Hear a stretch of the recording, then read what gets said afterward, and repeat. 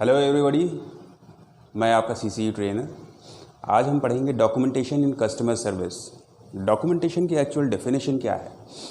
जब भी कोई कस्टमर हमें कॉल करता है तो हम उनकी चीज़ों को डॉक्यूमेंट करते हैं। डॉक्यूमेंट का मतलब है कि नोट्स बनाते हैं, क्या क्या चीज़ें हम कस्टमर के लिए कर रहे हैं, उनकी ट्रबल शूटिंग कैसे कर रहे हैं, उन सारी चीज़ों का हम नोट्स बनाते हैं।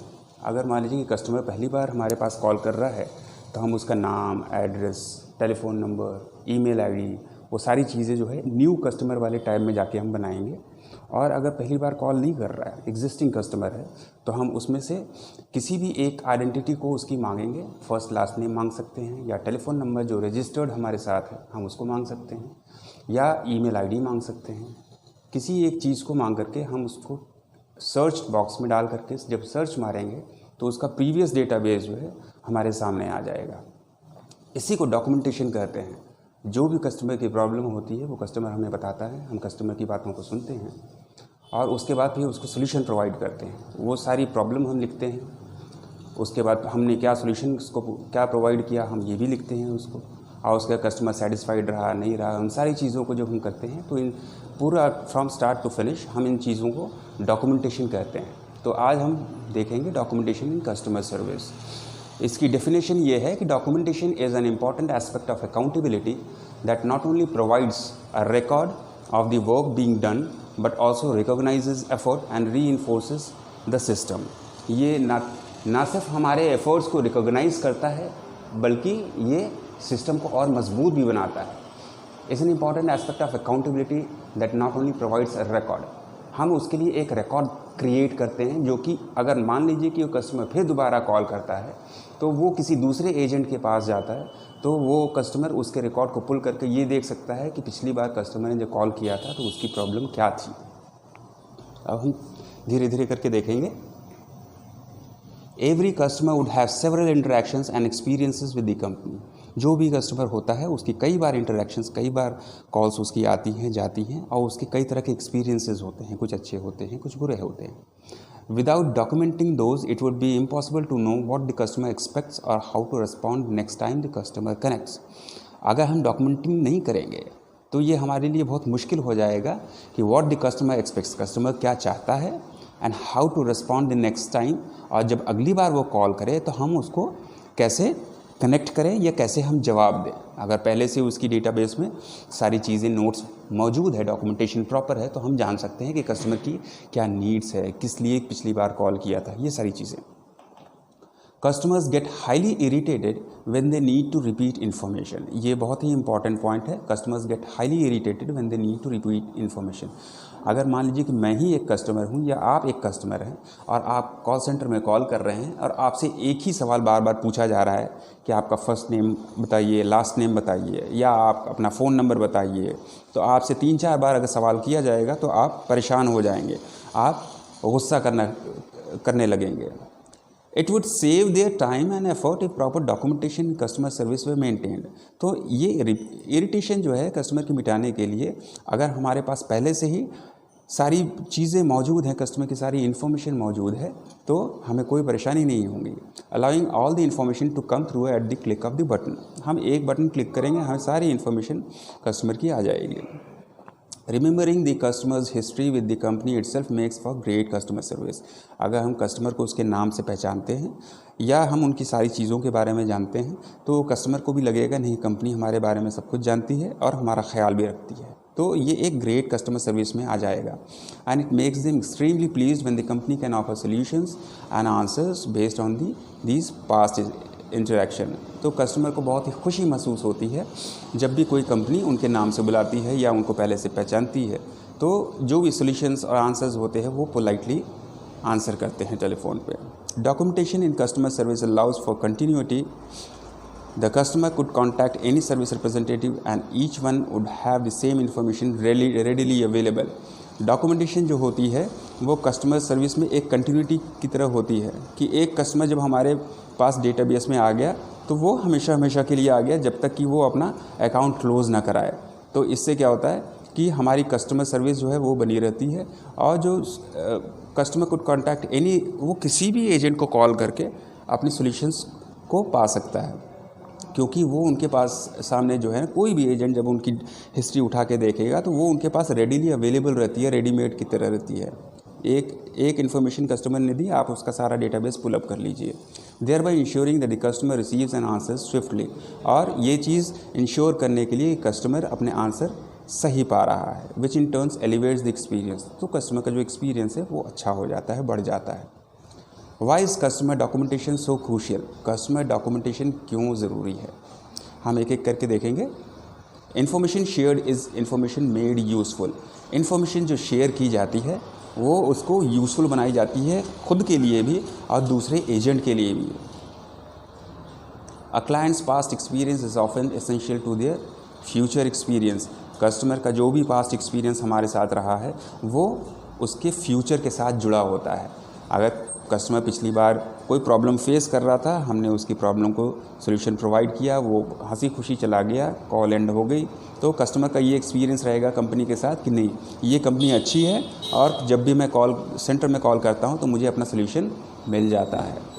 Knowing a clients history is great service in end of itself. Client की हिस्ट्री, कस्टमर की हिस्ट्री जो है वो अपने आप में एक कस्टमर सर्विस होती है। हमें ये जताने के लिए कस्टमर को कि आप मेरे लिए बहुत ही इम्पॉर्टेंट हैं, बहुत ही ज़्यादा महत्वपूर्ण हैं। It helps to know the facts. जो भी चीज़ें एक्चुअल होती हैं, फैक्चुअल होती हैं, वो हमें जानने में मदद करती हैं। While it does not always mean you will use that information with the customer, it can still be important to know whether you are right or wrong. If a client claims that they have never received a phone call from an organization and you have documentation showing different calls, it might affect how you approach resolving the issue. देखिए, customer आपसे कह सकता है, बहुत सारी चीज़ों को आपसे बता सकता है कि नहीं मैंने कॉल नहीं किया था, मेरी पिछले बार की प्रॉब्लम ये नहीं थी, मुझे सोल्यूशन नहीं मिला। लेकिन जो भी आपसे पहले वाले एजेंट ने जो भी डॉक्यूमेंटेशन की है वो सारी चीज़ें आपके पास रहेंगी। मान लीजिए कि कस्टमर कह रहा है कि आपके पास डॉक्यूमेंट में शो कर रहा है कि 4 कॉल्स कस्टमर ने की, लेकिन कस्टमर बोल रहा है कि नहीं मैंने ये 4 कॉल्स नहीं की। तो आपके पास क्या हैं, फैक्ट्स हैं, ये सारी फैक्ट्स आपके पास डॉक्यूमेंटेशन से मौजूद रहेंगे, अवेलेबल रहेंगे। तो कस्टमर झूठ नहीं बोल सकता। कस्टमर अगर झूठ भी बोल रहा है तो हमें उसको इग्नोर करना है। Documenting resolve issues shows who on your team gets. Documenting जो है वो हमें ये पता लगाती है कि जो हम भी सोल्यूशन को दे रहे हैं कस्टमर को, वो हमारे पास टीम में किस तरह चढ़ रही है या कैरी ओवर हो रही है। If given the proper training and tools, creating a culture that believes in proactive documentation will quickly show you are most customer-centric team members are. हमें देखिए प्रॉपर ट्रेनिंग दी जाती है, हमारे पास प्रॉपर टूल्स रहते हैं ये करने के लिए कि हम जो है कस्टमर को सोल्यूशन प्रोवाइड करें और उनको प्रोएक्टिव डॉक्यूमेंटेशन प्रोवाइड करें। अगर प्रोएक्टिव डॉक्यूमेंटेशन हम कस्टमर के साथ प्रोवाइड कर रहे हैं तो नेक्स्ट कॉल ये हमेशा फ्यूचर के लिए होता है, डॉक्यूमेंटेशन के लिए, कि कभी भी हमें नेक्स्ट रेफरेंस के तौर पे जब हम डॉक्यूमेंटेशन उठाना पड़े और कस्टमर के बारे में जानना पड़े तो वो हम डॉक्यूमेंटेशन के हिसाब से देख सकते हैं। वर्क प्लेस एर्गोनॉमिक्स वो हमेशा हेल्थ से रिलेटेड होती है। कहीं भी हम जब काम करते हैं तो हमारे बैठने का तरीका, हमारे चलने का तरीका, हमारे आसपास जो इन्वायरमेंट है वो हमारे लिए कितना हेल्दी है, कितना सेफ़ है, इन सब चीज़ों को हम एर्गोनॉमिक्स कहते हैं। वर्क प्लेस, ये वर्क प्लेस है जहाँ हम काम करते हैं, उस जगह को वर्क प्लेस कहते हैं। और जो हमारी हेल्थ से रिलेटेड चीज़ें होती हैं उनको हम एर्गोनॉमिक्स कहते हैं। Ergonomics is the design and arrangement of things to maximise safety while in use. जब भी हम काम कर रहे होते हैं, जब भी हम वर्क प्लेस पे होते हैं तो हमें अपनी सेफ्टी का पूरा ख्याल रखना है और कंपनी भी इस चीज़ को ध्यान में रखे कि कोई भी हमारा स्टाफ या कोई भी हमारा एम्प्लॉय किसी भी तरह से हार्म ना हो। When used in the workplace, ergonomics can prevent injuries related to work. जब भी आप काम कर रहे होते हैं तो एर्गोनॉमिक्स अगर आप प्रॉपरली एर्गोनॉमिक्स को फॉलो कर रहे हैं तो वो आपको बहुत सारी इंजुरीज से बचाता है। किस तरह की इंजुरीज हो सकती है? हेडेक्स होता है, आपके सर में दर्द हो सकता है, आपकी आंखों में दर्द हो सकता है लगातार कंप्यूटर में देखने से। आप एक जगह 2-2 घंटे बैठे हुए हैं तो आपके पूरी बॉडी में दर्द हो सकता है। Ergonomics is also the study of relationship between people and their working environments.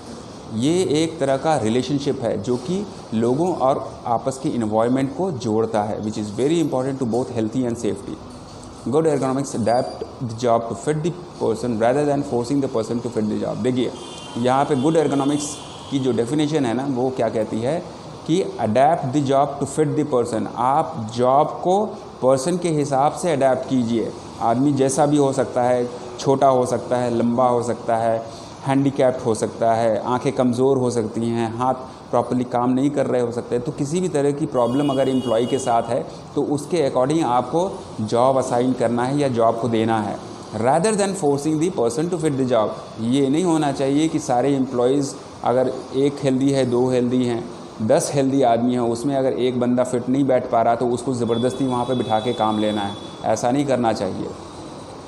It is in the best interest of both the employer as well as the employees to apply ergonomics to their workplace। ये एक employer means company और employees जो काम करने वाले हैं, इन दोनों के वेलविशर में हमें ergonomics को वर्क प्लेस में अप्लाई करना चाहिए।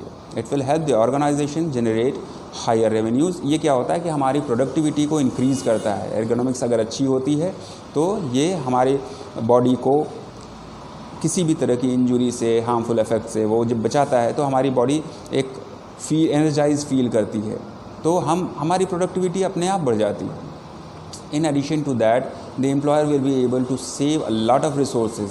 अभी क्या होता है कि एम्प्लॉयर अगर प्रॉपर एर्गोनॉमिक्स, गुड एर्गोनॉमिक्स अगर अप्लाई कर रहा है तो वो बहुत सारे रिसोर्सेज अपने बचाता है, अपने कॉस्ट बचाता है। That might incur due to poor working conditions in the office, जो कि अगर पुअर वर्किंग कंडीशंस ऑफिस में हैं तो उसकी वजह से, अगर मान लीजिए कि आपका ऑफिस है और आपके ऑफिस में प्रॉपर लाइटिंग फैसिलिटी नहीं है, जो पाथवे में लाइट्स बनी होती हैं, इन केस आपने देखा होगा बहुत बड़ी बड़ी कंपनीज़ में जब आप जाते हैं और लाइट अचानक से चली जाती है तो पाथवेज़ पे लाइट, छोटी छोटी लाइट्स जल जाती हैं। तो उन लाइट्स की वजह से कम आपको पाथवे दिखता है, आपको रास्ता दिखता है कि हाँ ये रास्ता है और मुझे किधर जाना है। लाइट हालांकि फ़ौरन आ जाती है, लेकिन उस टाइम के लिए बिल्कुल अंधेरा छा जाता है, तो उस टाइम आपको एक लाइट की ज़रूरत पड़ती है। मान लीजिए कि आप अंधेरे में हैं, प्रॉपर लाइटिंग फैसिलिटी कंपनी ने नहीं दी है, तो आप किसी से जाकर टकरा सकते हैं, किसी टेबल से टकरा सकते हैं, आपकी आंखों को, सर को, बदन को चोट आ सकती है। तो क्या होगा कि उसका इलाज कराने में कंपनी का बहुत नुकसान हो जाएगा। इससे अच्छा है कि छोटी छोटी लाइट से बहुत कम कीमत में आती हैं, वो लाइट्स अगर कंपनी लगवा दे तो कभी भी लाइट जाए तो कम से कम आपको पाथवे नज़र आए। हाउ टू इम्प्रूव एर्गोनॉमिक्स, हम एर्गोनॉमिक्स को कैसे इम्प्रूव करेंगे? Ergonomics has the ability to change the entire work place within short period. Ergonomics के अंदर वो ताकत होती है, वो एबिलिटी होती है कि पूरे के पूरे इंटायर वर्क प्लेस को, जहाँ हम काम करते हैं, वो शॉर्ट पीरियड में ही चेंज करें, short period of time, and actually encourage the employees to come to work regularly. और जब अच्छा एर्गोनॉमिक्स होता है तो एम्प्लॉयज़ इनकरेज होते हैं काम करने के लिए, आने के लिए ऑफिस में। कुछ एग्जांपल ऐसे हैं जैसे proper furniture such as cosier chairs. देखिए, आप किसी भी कंपनी में काम करेंगे तो 8 घंटे 9 घंटे की शिफ्ट तो आपकी होती है। उन 9 घंटों में आपको 1 घंटे का ब्रेक मिलता है और बाकी टाइम 8 घंटे की ड्यूटी आपको चेयर पे बैठ के ही करनी है। कॉल सेंटर की ड्यूटी डेस्क जॉब होती है, तो आपको बैठ के ही काम करना है। तो आप जिन चेयर्स पे बैठते हैं, अगर मान लीजिए कि आप जिस चेयर पे बैठ रहे हैं वो कुशन वाला चेयर नहीं है, वो फ्लैट चेयर है जिस पे कोई भी गद्दा वद्दा नहीं लगा हुआ, तो आप 1 घंटे 2 घंटे के बाद पेन फील करना शुरू करेंगे, आप कंफर्टेबल नहीं रहेंगे। प्रॉपर फर्नीचर जो होनी चाहिए वो, आप मान लीजिए कि आप चेयर पे बैठे हैं, आपके सामने एक टेबल है और उस टेबल पे आपका डेस्कटॉप है, आईपी फ़ोन है, सारी चीज़ें आपकी रखी हुई हैं, लेकिन आपकी हाइट थोड़ी सी लंबी है और डेस्क बहुत छोटा सा है, तो आपको नीचे बार बार झुकना पड़ेगा उसके लिए। आप झुक करके मॉनिटर में देखेंगे तो आपकी आंखें ख़राब होंगी, आपकी पीठ की हड्डी जो होती है, स्पाइनल कॉर्ड, वो झुक जाएगा, आपको वो दर्द करना शुरू हो जाएगा।